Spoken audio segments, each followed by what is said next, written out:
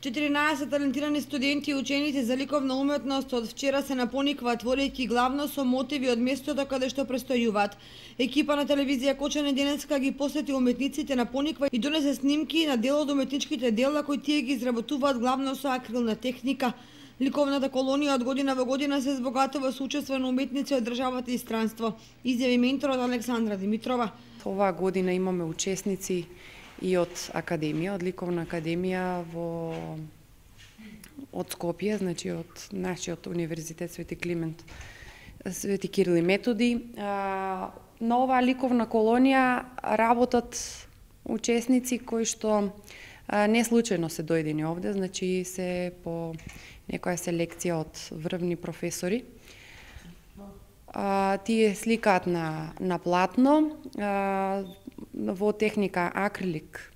Значи оваа ликовна колонија е од доста важен карактер и е оваа година за прв пат заедно во склоп со манифестацијата која што е 25-та поред денови на Кочанскиот Орис и е збогатено со повеќе настани кои што следат во програмата на оваа манифестација.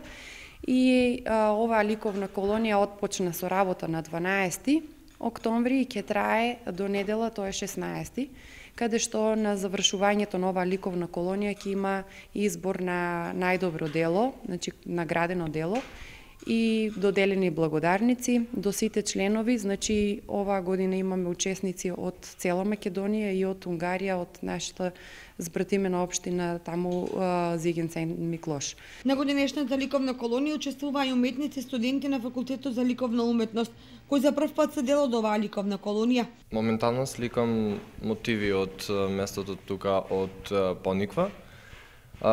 Сликам напуштени места, односно места кои што оваа сезона есента е некако каде што луѓето додека се долу јас пронајдов некое место кое што е каде што повеќе сум во допир со природата и као ги сликам тие мотиви.